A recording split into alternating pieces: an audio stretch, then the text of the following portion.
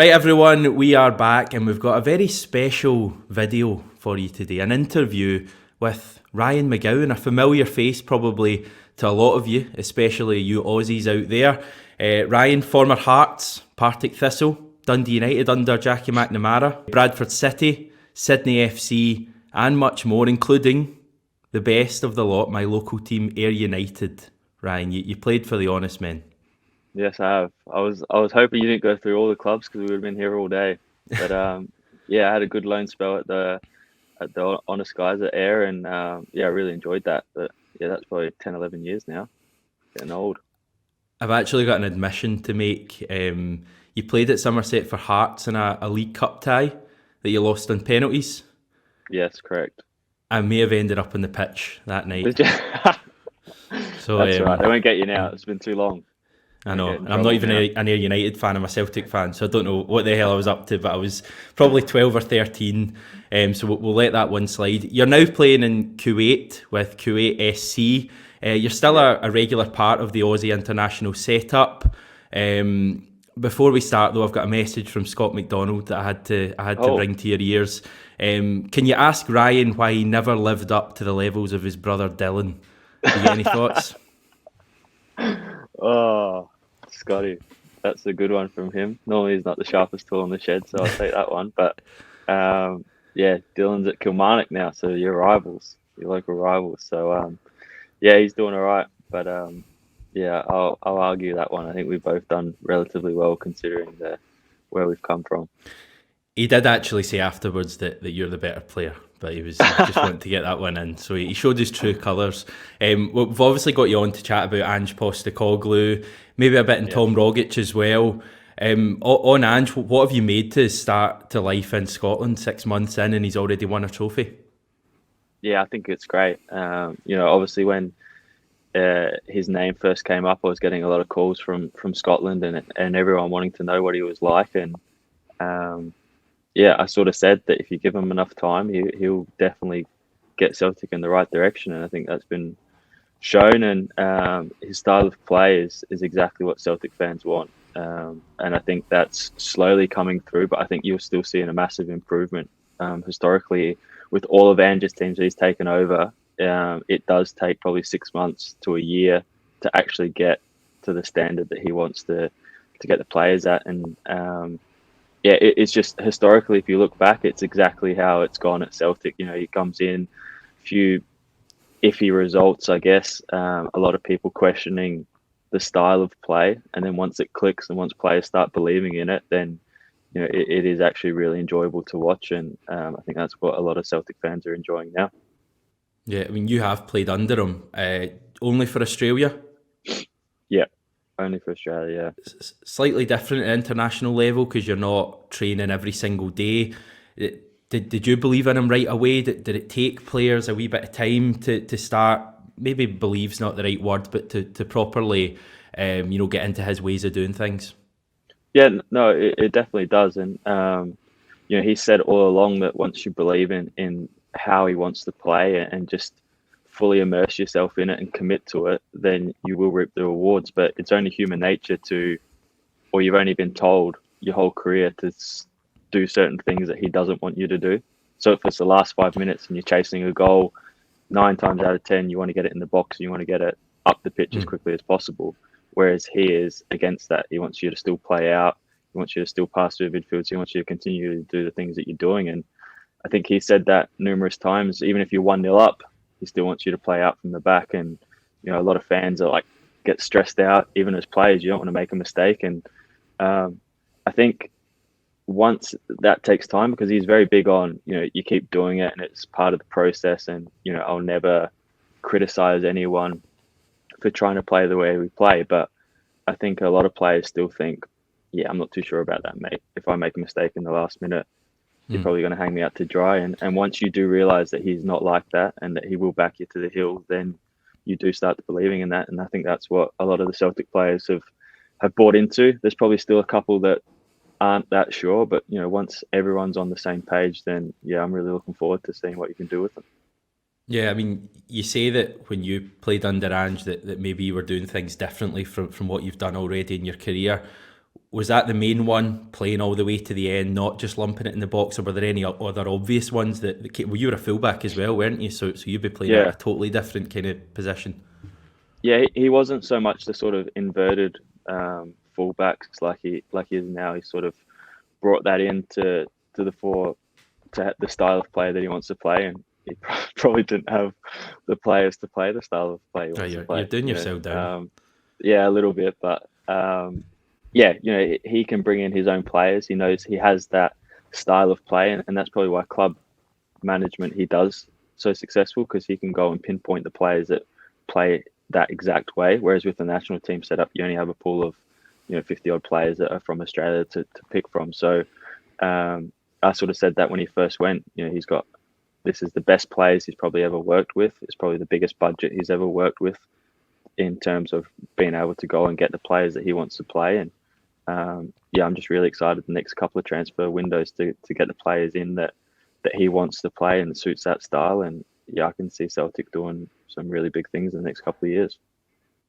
Let's hope so. If we go back a few years, when did you first come into contact with Ange? Long time. I was in the under 17s camp, so I'm going back, yeah, for a while now. Probably would have been 2005-ish. I first worked with Ange. Totally different coach to where he was now, but he still has a lot of things that he's kept. He's very strict. He's very knows what he wants, and there's no sort of leeway. You know exactly where you stand, and yeah, I just thoroughly enjoyed working with him throughout my whole career. And when he came into the national team setup, it was just something special. And he always said that we're on a special journey, and it's up to you to be on that journey. And I was one that just clung for dear life as much as I could to be part of that journey. And yeah, it's just really good to see as an Aussie, to see the progression that he's made and how well he's doing at Celtic. It's really good. Yeah, I mean, the 2014 World Cup was, without putting words into your mouth, maybe the pinnacle of your career so far, playing for Australia. Can I just say, setting up probably one of the best World Cup goals I've ever seen, certainly 21st century. I don't know how much of it was down to you and how much was Tim Cahill, but amazing goal. 50-50. Yeah, 50-50. I'll give you that. In that group though, Spain, Netherlands, Chile, I remember at the time, Chile at that stage were a top 10 team, I think. Spain, Netherlands had just played in the final, and the previous World Cup, you didn't get a point in that. I genuinely do remember at the time watching Australia play, and you were really, really good in a couple of the matches, and you played Ange's way as well against some of the best teams on the planet. Is that just a sign of the character of Ange, that he didn't really change the way he wanted to play, even when you were playing against the best sides in the world? Yeah, exactly. And he instills that belief that we had 11 Aussies that were playing here, there, and everywhere, and we actually truly believe that we could have got out of that group. Sounds crazy talking about it even now, but being in that camp and the way that he speaks to players, the way that he prepares, everything is just so highly thought out and precise that you just go into these games with full confidence. And like you said, it was at the time, I think it was 3 of the top 8 teams in the world that we had in our group. We were unfortunate in the first game against Chile to go down, and then in the second game against Holland, who had just beaten Spain, I think it was 5-0 or 5-1 in the first game. We were 2-1 up in the second half, and we were still wanting to play the way that he wanted to play. And yeah, I think it was pretty interesting in terms of looking at some of his tactics. Holland scored first, and then the goal, Tim Cahill's goal, was because Ange is so big on certain things, and one is from kickoff. I'm not trying to give away all his secrets, but his kickoff is to go right at the team, is to attack. It doesn't matter if they've just scored or if it's at the start of the game or at halftime. He wants that intention of, we're going to go and try and score a goal straight away as fast as we can. So it was like that in the Scottish Cup final, where after Hibs scored, it's very similar in terms of sort of wanting to get the ball forward to try and attack as quickly as possible. And yeah, it just goes to show you that those Celtic players are slowly buying into what he wants. I mean, that's an obvious thing. I think footballers, but when a goal comes in, your kind of tendency is maybe just to drop your level, even for 30 seconds. I always think this, the start of a second half is it always kind of starts off really slowly. The first half, it's end to end usually, Yeah, but the start of a second half, it's almost as if the players are, taking a wee bit of time to get back into it. And it seems like Ange wants, the players for his team to use every single second that they've got on the pitch, and every metre they've got on the pitch to their benefit. yeah, he's so massive on. It's quite interesting. I think most football games is probably only between 50 to 65 minutes of the ball being Mm. actually in play. And one of the things after every game was time of ball in play. And if it was under 60, he would be absolutely raging at everyone, unless it was out of our circumstances. But it was in terms of as soon as the ball's out the pitch, as soon as it's a foul, play as quickly as you can. Because the longer the ball's in the pitch, with the intensity that we want to play at, with the high tempo, with the press, we will just tire them out. And the longer we can make the game in terms of the ball actually being in the pitch, the more chance we have of winning. And I think a lot of Celtic fans picked that up quite quickly in terms of Joe Hart getting the ball Mm. off the ball boys, or anytime it's a throw in. Again, at one of the goals in the cup final, Tommy takes a quick free kick. It's just all these things that these small little details that sometimes you're not that sure of, but he just continually drums into you that it will be successful, and it's just gone to show you with such a short time. I've probably just named 3 or 4 goals that is down to stuff that Ange has worked on the training pitch or has been drilling in him since day one. And is that difficult as a player to hear that, when a Yeah, ball goes out for a goal kick, I can't just take 30 seconds to walk up the park? because sometimes you're absolutely knackered, but Yeah.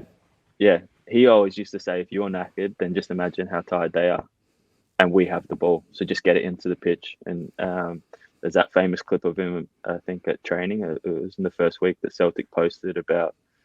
I can't remember it for word, but just be like, we'll celebrate once it's finished, and we'll just keep drilling him into the ground. And that's what he does. He's just so big on, if we continually play our football, we'll wear them down and we'll score goals. And some games you're not going to score it, and you need to hold your hands up. But he feels that if you do that for the majority of games, then you'll win more than you'll lose. And in terms of his actual way of playing when the ball is in, short passing, dynamic running, as a footballer, and I realise you don't speak for every professional footballer, but is that what you want to play? Is that the kind of football you want to play rather than, I dare say you've maybe played more Route One football in the past? Yeah, no, it's the way that you one, you like watching it, two, you like playing in it because you have the ball the majority of the time and you're attacking. So you're wanting to Mm. score goals, create goals, assist goals, and win games. Every footballer wants to win games, and once you start seeing that the style of play that he plays is successful, which means you're winning games, which means you're scoring, which is playing well, is all things that is a recipe for really enjoying your football. And the short passing, it's not just passing for the sake of passing. I've played in many teams where the back four just pass it about and no one else is bothered. Your number 10s are making runs and you're not getting it. His is every pass is a meaning. Every pass means that certain players are moving. And Mm. watching Celtic, not watch them a huge amounts this season, but the games that I have watched, you can see the movements. If it's fullback playing it into the midfield, they can play that one around the corner to the 10s, and it looks great on the pitch. But they've done that for hours and hours on the training ground in passing drills. In terms of, they just know that they don't have to look, so it becomes quicker because they know that the player should be there. And he's also very big on, if you play that pass and the crowd is like, oh, what's he doing? It's a bad pass. He doesn't get on that player. It's on the player that should have been there, which Right. is not many managers can do that. If you play a pass and it goes straight to them, they're like, what are you doing? You should have checked your shoulder. But he's more at point of, we've been working on that. That's one of our patterns. That's our structure. You need to be in that position. And I think everyone enjoys it because the 10s then know that if they're in that position, they're going to get the ball. And there's not that you should have played it, you shouldn't have played it, you're not there in time. It just seems to work. And it's a lot of Celtic fans are enjoying that, and it is so good to watch, and hopefully can be successful this year. Yeah, fascinating insight, mate. In terms of Ange as a person, I think people have probably seen your tweet about wanting to 2 foot a waiter after an Ange team talk.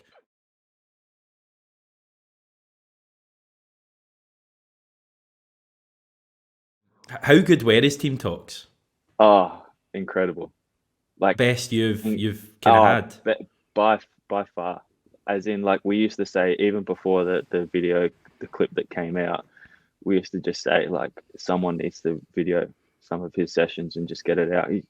He could be Al Pacino on the TV or in the movies. It's just, and the frustrating thing for us was he used to do it on game day. It was very much the players. So we'd have a meeting just before lunch, and he would sort of name the team and do this talk. And then typically the game's at night, so you'd have your meal, go back to your rooms, possibly have a sleep pre-match, and then go to the game. And a lot of us would be, trying to go to sleep, and your head was just buzzing from his talk, and you're thinking the game's is still 6 hours kickoff.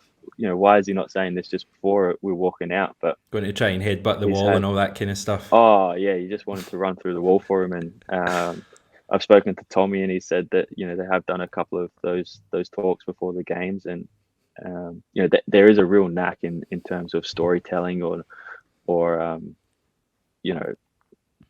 encouragement, or I'm trying to look for the word, real pump up before the game. And some managers can try and do it, and it doesn't come off or it doesn't work. But he's definitely one that when he says a speech or when he wants to get the boys going, he can definitely get everyone going. And I'm so glad that clip came out. And I tweeted it, and Celtic fans got a hold of it, and the next morning it took me about 2 hours to go through all the tweets because it was went off, which is good. A lot of fans want to see that sort of stuff, the inside the change rooms. And I think the Celtic fans enjoy his press conferences, as you do get a little bit of a glimpse into his sort of straight talking. And he's very big on, if it doesn't help you winning at the weekend, or if it's not going to make us better, then he's not really interested in anything else that's going on. When you see him in the press conferences, and he is incredibly honest, is he any different when he's talking to players? No, he's exactly the same. Wouldn't matter if it was me or Cahill, Tommy Rogic, Mile Jedinak. It was just a yellow sort of marker on the board. So there was no not respect in terms of he respected everyone, but it was, you have to do what's been asked of you, and if you don't, he'll get somebody else in to do it. And that's good for a player, because if you do what you say or what you've been told, and you'll be successful, and that you'll continue playing. And reputations, you're only as good as your last game. And there's been numerous times when for myself, I've maybe played in front of somebody who a lot of people might have thought they should play, but he said that I was doing the right things, and that's why I got the nod. And I think you can see that with some of the players at Celtic, that maybe wouldn't be classed as first choice players, but if Ange believes in that they're doing exactly what he wants, then he'll keep them in until they make a mistake or until their performances drop. And at Celtic, it's such a big club, and you have so many games that the standard and the tempo that he wants to play at, he needs a big squad. And I'm excited to see the players that he's brought in will definitely improve the squad, and it will be good for the sort of back end of the season. Yeah, I heard Ryan put out a cheeky text or tweet or whatever it is as well. So he's a good man. He clearly quite likes you. Yeah, it doesn't matter. I sent him an email actually when he got the job, just to say congratulations, and if Celtic was looking for a kit man, then give me a call and I would happily help him out. But Former Hearts, Ryan, come on, you can't cross that divide.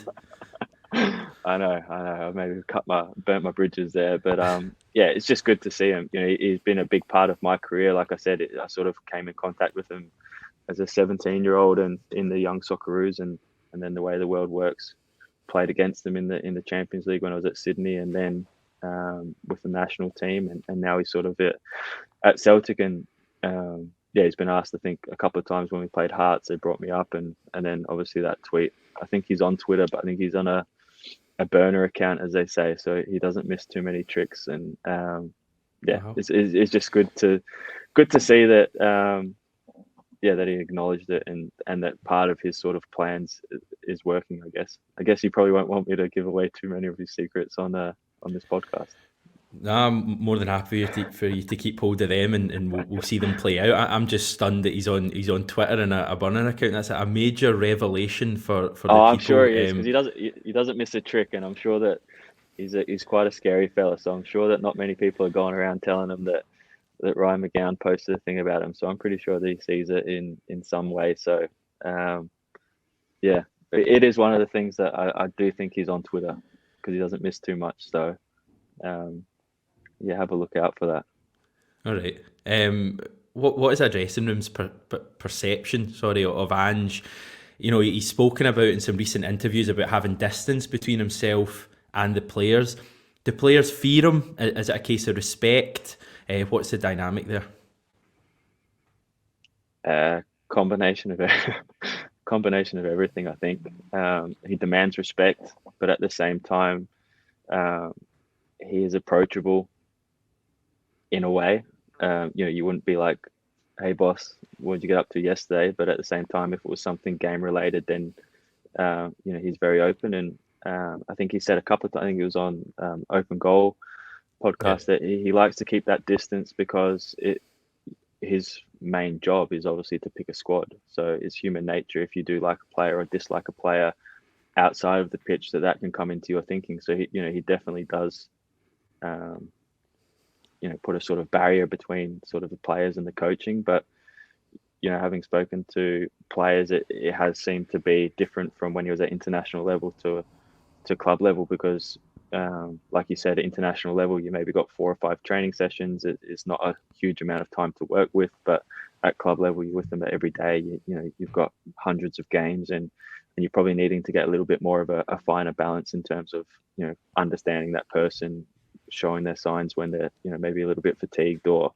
when they're a little bit low on confidence. So I definitely think he's a different manager from club level to international level. But yeah, like I said, I was probably worked with him for 4 or 5 years. Like 15 of my caps probably came under him, and I'd have been lucky if he said 5 words to me outside of the pitch. And then when I was at Sydney, we played him in the Champions League and spoke to him for like 15, 20 minutes before the game, and totally freaked me out in terms of how much he was speaking to us. And yeah, there's that famous one about the flight. When you used to Yeah. travel, obviously with Australia, he didn't want to get the dreaded seat next to him, and I had it once. And yeah, from Sydney to Dubai, he didn't speak to me. He didn't speak to me once that whole trip, which is like like nothing. Even when the flight hostess was handing me his food, like he wouldn't ask what I picked or nudge me. He just handed the food and just stayed it. And he just keeps that distance. And um, yeah, I'm not sure if he does that at Celtic, but it is sort of that way of him distancing himself, and his main focus is winning football games, and he is so determined on that he doesn't want anything to come in between that. I would say he is beyond obsessed. Even at the World Cup, there was rumors going around that he was playing Football Manager in his room because he was just in his room, and At a he's World just Cup. fully focused. I'm sure of it. That he is just fully focused on everything footballing wise, of tactics, players, everything. So he is obsessed with that, and it's been a massive part of his life. And that's why he's so successful, is because of that obsession with it. And yeah, I wouldn't say he's weird. I would say he's one of the smartest managers or people person. He loves reading. He's right up to date with everything that's going on in the world, and he'll be listening or taking advice from leaders and of tech companies, of big businesses, of everything, and picking apart all those sort of best bits that he thinks will make Celtic successful. And he's already shown that with winning a trophy at his first go, which took Steven Gerrard 3 years, didn't it? So it's it's good in terms of he's got that instant success, but he won't be thinking of, or he will definitely be thinking of winning the league and winning the treble, but he will be wanting to make Celtic a real force in Europe. That will be his biggest goal, is not worrying too much about the Scottish Premier League, because he feels that he'll definitely do that, but he'll be, in his mind, he will be Champions League and putting a real mark on that with the way he wants to play. That will definitely be in his plans. I think even in the Europa League this year, we didn't come out of the group, but given that he'd only been in for a matter of months, we took the game to Betis away from home, 2-0 up, took the game to Leverkusen 2-1 up. Really, really impressive stuff. And when he gets in extra players and when the current players, have another season of working and getting used to him and his methods, I honestly think it could be something special. Perhaps his biggest achievement, though, has been making Tom Rogic a star again for Celtic. The revival of Rogic. I'd personally, I've written Tom Rogic off far too many times, for it to be fair. Because I could get off this call right now for you saying that. How dare you speak about him like the that? thing is, he's probably my favourite Celtic player of the 21st century. And when he's on, he's just unbelievable. And this season, he's been unbelievable virtually every game. What have you made of his revival under Ange? He'll probably listen to it, so I need to be careful because I don't want to be blowing too much smoke up his ass, but he's he's definitely one of those players that on his day is the best player in Scotland by far.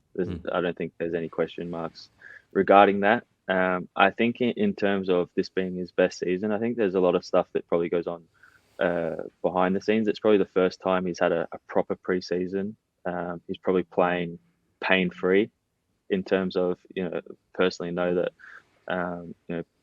years gone by that he's been going game by game in terms of his either his ankle or his knee or his groins, and he's needing an op at the end of the season, or he keeps putting it off because there's international games and he's not been able to get that break. Whereas this year, touch wood, besides his hamstring, he's been able to play games and a fully fit and firing and confident Tom Rogic is amazing to watch. And definitely the style of play is a lot better.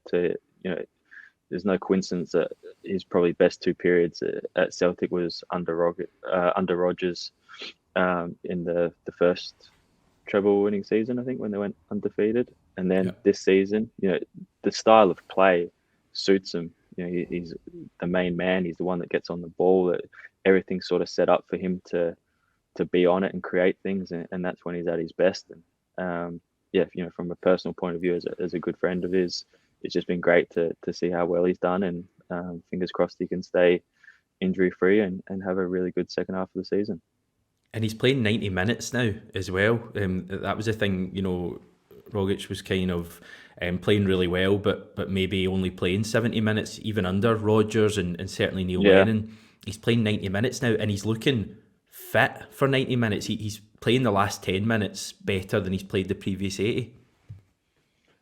Again, that's a bit of you can only get your 90 minutes match fitness from playing 90 minutes. Like, not speaking for him, but I'd know that when I was younger, if I was getting taken off after 70 minutes every game, your fitness levels drop down to being 70 minutes. And when you do play that extra 20 minutes, it's like when we have to play extra time and becomes a little bit slower, is because we don't play 120 minutes constantly. So I think that especially, I think under Rodgers, he played a couple of times 90 minutes, and pretty sure he scored a goal against Aberdeen sort of last minute at Celtic Park when he played 90 minutes. And is that a free kick? That's free kick, yeah, to the left.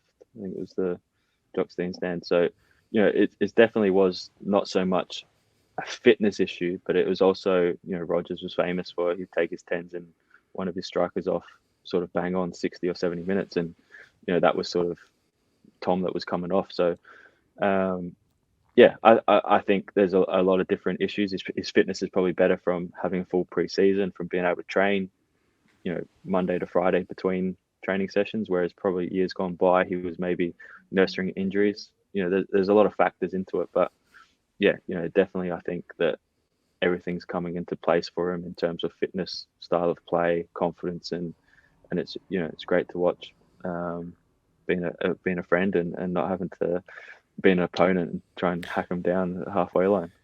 Well, that's what I was going to ask you. You've played with him, and I think you'll have played against him, won't you? Maybe a few times. What are both like? It's a lot better playing with him than against him. That's for sure. And there's a couple of times when I was at Dundee United, I got shifted into the midfield and I was up against him, and yeah, obviously being close mates was there's one I did it. No, it wasn't a bad tackle, but it was a foul. I had to bring him down, and I think I you know remember exactly that. That what was his. a definite red card, Ryan. I remember No, it that. definitely was it. It was. I didn't even think it was a foul, but he's lying on the ground. He does that big like, oh, what are you doing that for? You didn't have to do that. Like no one can touch him, and yeah, he's just such a big boy. I think people don't actually understand how big he is until Yeah. you're standing next to him, and he's strong, and he's got wears slippers when he's playing, so he's very difficult to play against, and yeah, it's definitely a lot better playing with him than against him, that's for sure. He's such a unique player, like on the half turn. I've never seen a guy better at being there and just being able to play behind him almost instantly. And it's just watching Tom Rogic, full flight playing like that. It's incredible. There's not Yeah, many better sights. there isn't, and especially with the way that he plays and the way that Celtic played just now he's that perfect one. If they didn't have him, then it possibly it would break down when you get into that final third. But 9 times out of 10, when he gets it, he does want to face forward. He does get on the half turn, and he's very good at getting in between that. It looks like he's always got time on the ball, but that's a lot easier said than done in terms of he's always finding that space. He always seems to be 5-10 yards away from the player that's meant to be marking him or keeping him tight. So he's a very intelligent player, and one that I'm enjoying watching playing so well this season. But we'll stop there. We won't let you give him any more compliments because we don't want his head getting too big. No, we don't. You're in Kuwait. You're enjoying yourself in Kuwait? Yeah, it's good. It's good. Yeah, it'd probably be better if I was next to Tom at Celtic and playing in the Europa League. But it's definitely good. I am enjoying it. We're at a good club here in Kuwait. We've won a cup already. We've got a Super Cup in a couple of weeks, and hopefully have Champions League at the end of the season. So it's been a good move so far for myself, and one that I'm enjoying. And maybe we'll see you back on Scottish shores at some stage in the future, either as a player or a coach, perhaps. Or a kit man under Ange. I think we've got a Lisbon Lion as our current kit man, so maybe he's a great kit man. We'll move him on and get you in, Ryan. No, it's been a pleasure chatting to you, mate. I appreciate your time so much, and I'm sure people have enjoyed watching this, and all the best for the future. No worries. Thank you very much for having me on.